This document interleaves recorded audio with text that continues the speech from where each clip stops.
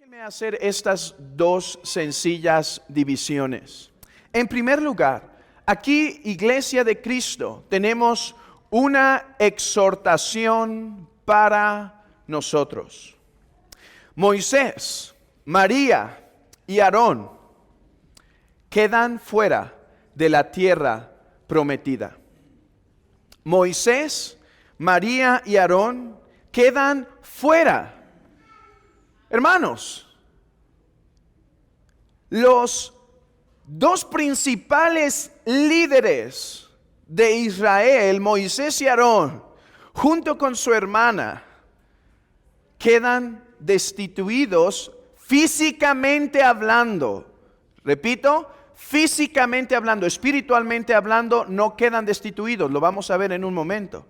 Pero físicamente hablando ya no pueden entrar. Tenemos aquí entonces un llamado al cristiano a ser vigilante, a ser cuidadoso y perseverar. A perseverar, a no confiarse en su vida cristiana. Para este tiempo ya habían pasado cerca de 40 años del peregrinar en el desierto. Estaba terminando los 40 años. Moisés había servido a Dios fielmente por todo este tiempo.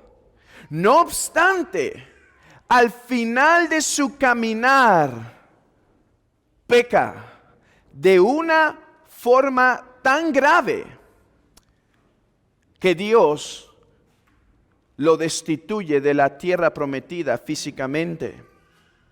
El hombre que en la Biblia es llamado el hombre más manso sobre la tierra, queda fuera.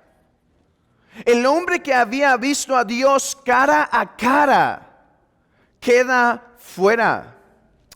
Moisés pecó gravemente contra el Señor y por lo tanto el ministerio de llevar al pueblo de Israel hasta la tierra prometida le es cortado. Esto es en primer lugar una fuerte exhortación para el pastor de la iglesia y los diáconos de la iglesia. Pensaríamos o debemos pensar que si a Moisés no se le pasó por alto un pecado público y grave, ¿quién hace pensar que habrá un ministro que pueda pecar gravemente y públicamente y que éste no tenga que ser destituido? Es cierto, todos pecamos. Es cierto, no hay hombre entre nosotros que esta semana no pecó en diversas maneras. Estamos hablando aquí no de cualquier del pecado que continuamente estamos luchando y demás. Estamos hablando de algún pecado que lo descalifica, como a Moisés, lo descalifica del llamado. Por esto es un llamado a obedecer las palabras del apóstol Pablo cuando dice: ten cuidado de ti mismo y de la doctrina. Ten cuidado de ti mismo. O dice el apóstol Pablo: procura presentarte como un varón aprobado. Podemos pensar que cierto ministro es tan necesario, tan indispensable, que si él cayera tendríamos que seguir usando de su ministerio porque es tan importante ese hombre. Oh, pero delante de Dios no hay uno que él necesite. Más bien los ministros del evangelio deben estar en cuenta de presentarse aprobados. El ministro no le hace un favor a Dios. Es un privilegio más bien tocar las cosas santas, y éste ha de mantenerse santo delante de Dios para no pecar contra Él y poder llegar hasta la carrera final, hasta la meta final, perdón. Esto es muy importante.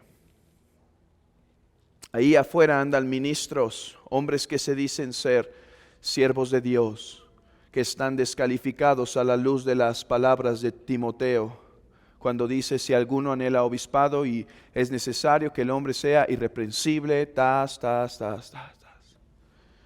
No estoy diciendo que los hombres de Dios son perfectos, no hay uno que no ha pecado esta semana en diversas formas, con un carácter de impaciencia, con un corazón quizá frío de tiempo en tiempo. Estamos hablando de pecados que descalifican. Pero iglesia, no solo esto es una exhortación para el pastorado y el diaconado, esto es también un llamado para llegar hasta el final como debemos llegar.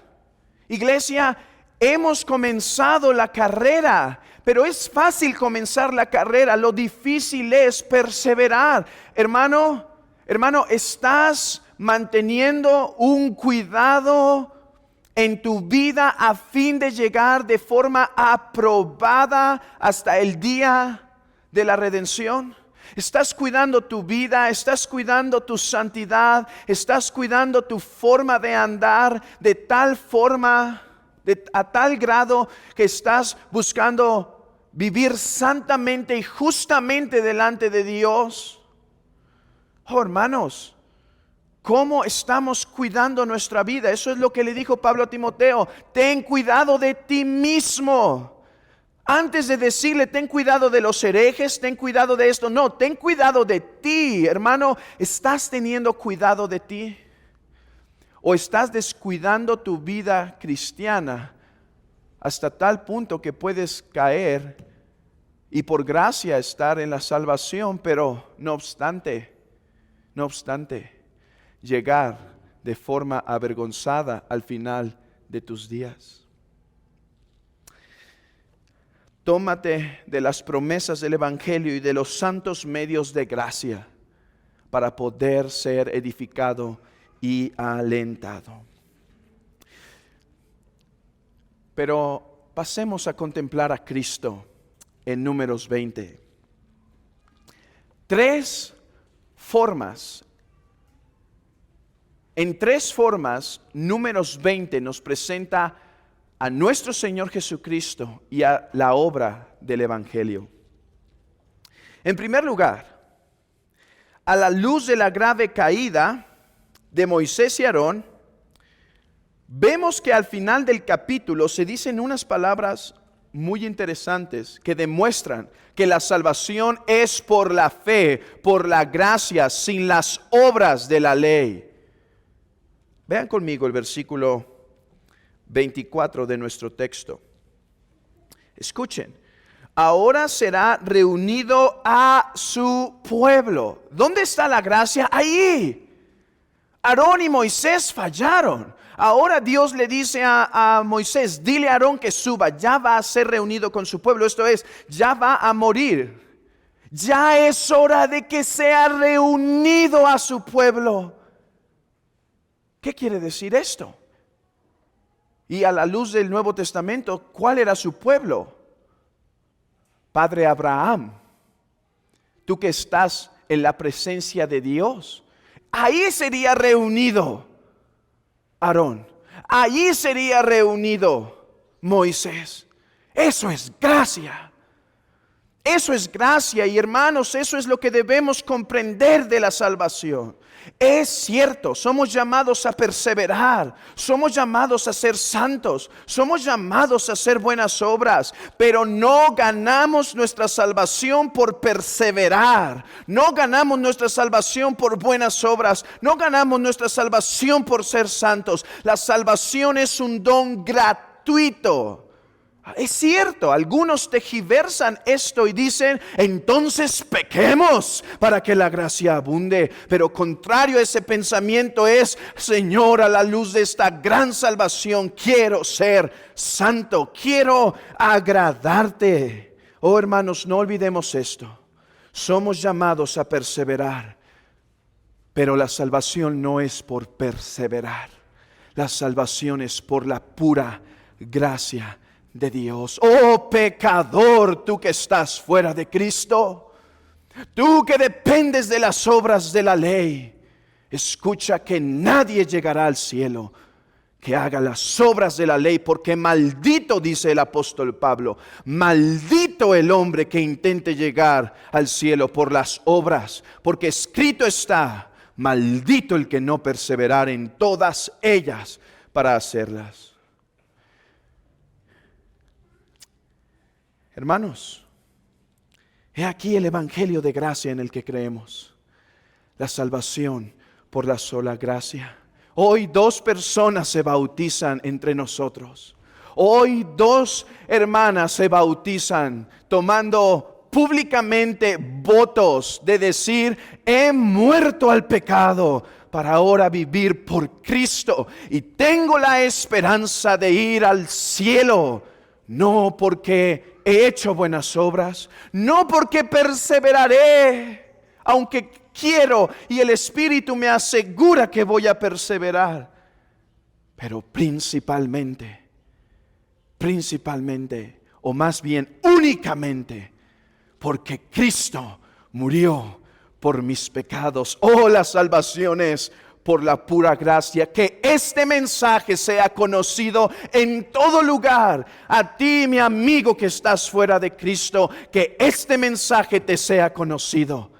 Que la puerta del evangelio está abierta para todo aquel que quiere venir a él. 2, muy breve. ¿Qué iba a hacer Aarón cuando sube Moisés y cuando Moisés le dice a Aarón: es tiempo de que subas? ¿A quién llama también? A Eleazar. ¿Por qué? Porque tenía que darle las vestiduras. Dice la escritura en Hebreos que se necesitaba uno y otro y otro y otro sacerdote. ¿Por qué? Porque estos morirían. Aquí está Aarón, el gran hombre de Dios, que tiene que pasar su oficio sacerdotal a su hijo Eleazar. Oh, pero nuestro Cristo no es así. Por lo tanto, afirmamos que el oficio sacerdotal ha terminado por esta simple razón: que nuestro sacerdote, según el apóstol Pablo en Hebreos, nunca muere más. Tenemos un mejor sacerdote, dice, porque aquellos necesitaban ofrecer sacrificio por sus propios pecados, y una vez terminaban su oficio, tenían que entregar el oficio a otro. Una vez iban a morir, daban sus ropas a otro, pero este sacerdote vive para siempre, vive eternamente. Y a ti, pecador, esa es la invitación, que te aferres a este sacerdote. Es solo ese sacerdote que necesitas. Es solo Él que te puede perdonar tus pecados. Es solo Él que te puede absolver de tu culpa. Nadie más, solo Él es sacerdote para interceder por su pueblo. Pero aunque quisiera continuar, tengo que ir al último punto de Cristo en Números 20. La última forma en la que vemos a Cristo aquí, o su obra, es a través de hacernos la pregunta que quizá está en la mayoría de las mentes en el momento en que lee Números 20. ¿Quieren que adivine cuál es esa pregunta? ¿Por qué un castigo tan duro? ¿Por qué un castigo tan duro? Solo le pegó a la roca. Si le sirvió tanto tiempo, ¿es justo ese castigo? Déjenme mostrar por qué es justo. Y antes de dar estas 4 razones que traigo aquí, déjenme decir una premisa. Recuerden que nosotros, al estar en una naturaleza pecaminosa, aún siendo regenerados, teniendo los remanentes de pecado, nuestro juicio no siempre es el mejor. Vemos un pecado y decimos, eso no es tan grave. Vemos esta otra situación, eso no es tan grave, solo una preferencia. Vemos esto, eso no es tan grave. Y vemos a nuestros hijos hacer pecado, no, eso no es tan grave. Recuerden que Dios juzga con una medida de santidad mucho más alta de lo que nosotros entendemos o podemos pensar. Una mentira fue suficiente para sacar a Adán y a Eva del jardín. Una mentira, una rebelión. Así que eso es la premisa sobre la cual debemos trabajar. Pero déjenme dar 4 razones. 1, es muy grave porque fue una desobediencia activa al mandato de Dios. ¿Qué le dijo Dios? Moisés, sube y háblale a la roca. Moisés sube y ¿qué hace? La golpea. Es una desobediencia activa. Ahora es cierto, todos como cristianos desobedecemos, pero la desobediencia de Moisés es muy grave porque es pública y porque era el líder de Israel. De él se esperaba, Dios esperaba de él una obediencia mucho más pronta. 2, Moisés trató al pueblo de Dios duramente. Escuchen lo que dice el Salmo 106, reflexionando sobre Números 20. Escuchen. Porque hicieron revelar a su espíritu. ¿Cómo que hicieron revelar a su espíritu? Sí, el pueblo de Israel era tan necio, tan murmurador, que lo hizo enojar, ¿sí? Eso es lo que quiere decir. Hicieron revelar su espíritu. Continúa el texto y dice, y habló precipitadamente con sus labios. La palabra hebrea podría ser también traducida así. Y habló ásperamente al pueblo. Oh, hermanos, como pastores y como miembros de una iglesia somos llamados a exhortar. Somos llamados en ocasiones en el llamado pastoral a ejercer la disciplina de la iglesia, que aquel que causa divisiones sea cortado, dice el apóstol Pablo, con prontitud. Y debe haber firmeza en esos procesos. Oh, pero que siempre nos guardemos de actuar ásperamente contra el cuerpo de Cristo. Es cierto, hermanos, como ovejas podemos ser a veces un poco más testarudos, podemos ser más débiles, podemos ser diferentes cosas. Hermanos, por algo se nos llama ovejas. Todos nosotros somos ovejas. Pero sea cual sea la debilidad del pueblo, hemos de caminar con mucha delicadeza porque son las ovejas de Cristo. 3, robó la gloria de Dios. Dios dijo, habla a la roca para que me santifiques de delante del pueblo. ¿Qué quiere decir esto de santificarme? Sí, para que ellos me honren cuando vean que sale agua de la roca. Pero Moisés dijo, oh rebeldes, ¿quieren agua? Aquí está su agua. Moisés se pone en un lugar de robar la gloria. Oh, una exhortación para aquel predica, para aquel que predica. No toques la gloria de Dios. Que Él tenga la preeminencia. Es por eso que se complace en usar la basura, lo débil, lo menospreciable, para que Él tenga la gloria. 4, y tú dirás, oye, ¿no que esto era de Cristo? Sí, aquí voy. La última razón por la cual esto fue tan grave es porque tergiversó el mensaje del Evangelio de nuestro Señor Jesucristo. ¿Por qué? Recuerden, hago uso de su memoria de las Escrituras. Estuvimos ya en Éxodo. En Éxodo el pueblo iba saliendo y ¿qué empezó a hacer? Se quejó. ¿Por qué se quejó? Porque no tenía agua. ¿Y qué le dice Dios a Moisés? Moisés, sube a la roca, junta a unos ancianos. Recuerden, juntas ancianos es para hacer un juicio. Un juicio. El pueblo lo debo destruir yo. Yo debo destruir al pueblo. Pero Moisés, voy a dar gracia al pueblo. Ve a la roca, junta a los ancianos y vamos a hacer un juicio. Porque estos pecaron contra mí. Yo tengo que juzgar. Pero Moisés, golpearás la roca figurando a Cristo, para que ellos tengan agua. La golpearás y en esa herida saldrá fuente de agua. Oh, aquí el evangelio.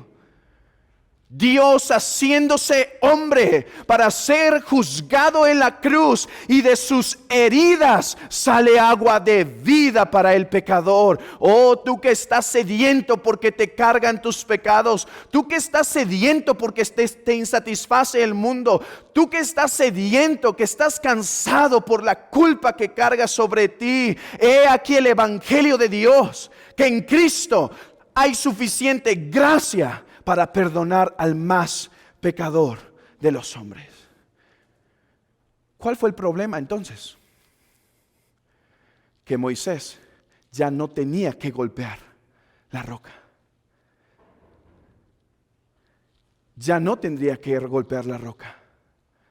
Solamente tenía que hablar. Oh, y que esto te enseñe, que esto nos enseñe. Que esto nos enseñe, hermanos y amigos, que hay un sacrificio que ha satisfecho a Dios, del cual fluye agua viva para todo aquel que está sediento. Oh, que entendamos que no se necesita un nuevo sacrificio. Ese fue el problema de Moisés. Con su obra hizo entender, se necesita un nuevo sacrificio si estos rebeldes tendrán perdón. No, el sacrificio fue ejecutado. El Hijo de Dios ya murió. El Hijo de Dios está resucitado después, y eso complace al Padre y está satisfecho. Y si tú quieres perdón de pecados, búscalo a Él en la cruz.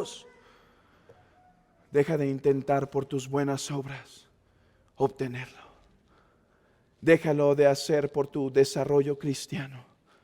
Deja de intentar limpiarte externamente. Oh, no, ves sucio en tus sangres. Sí, sucio en tus pecados. Ve a Él y Él te va a limpiar. Por eso fue tan grave. Porque no hay nada peor en este mundo. No hay nada peor en este mundo que predicar un evangelio diferente. Asegúrate por medio de las Escrituras que tengas el verdadero evangelio. Porque Pablo dice, maldito, maldito aquel que predica un evangelio diferente. ¿No me crees? Ve a Gálatas capítulo 1 y léalo. Aun si un ángel del cielo te predicara un evangelio diferente del cual les hemos enseñado, sea anatema. ¿Qué es anatema? Separado para la condenación eterna. Asegúrate, no solo asegúrate de predicar un evangelio verdadero, asegúrate de creerlo. He aquí Cristo en Números 20. Oh, y agua tenemos delante de nosotros. Agua como sacramento de la unión con Cristo, que aquel que se bautiza ejemplifica. El que está aquí no se bautiza para salvación, porque el bautismo no puede salvar. El que está aquí se bautiza por causa de la salvación. Eso dice Pablo en Romanos 6. ¿No se acuerdan que ustedes fueron bautizados para conmemorar, exponer públicamente de que ustedes ya tenían vida eterna? Ese es el propósito. El que se bautiza aquí dice, tengo la esperanza de ir al cielo. Y diría alguien, ¡qué jactancioso! No es jactancia, es confianza en el único Salvador. ¿Por qué tienes esperanza de ir al cielo? Oh, no por mí. Yo debería morir eternamente en el infierno. Yo no debía tener oportunidad, pero escuché la voz del Salvador decir, oh pecador, yo lo he hecho por ti. Y a Él me aferro y en esperanza me tomo que aquel que murió por mí, resucitó por mí. Y ahora a la diestra del Padre me acepta cuando yo en arrepentimiento y fe me acerco. Oh, que el Señor bendiga a su iglesia y y bendiga a estas dos hermanas que el día de hoy públicamente manifiestan su fe en el suficiente Salvador.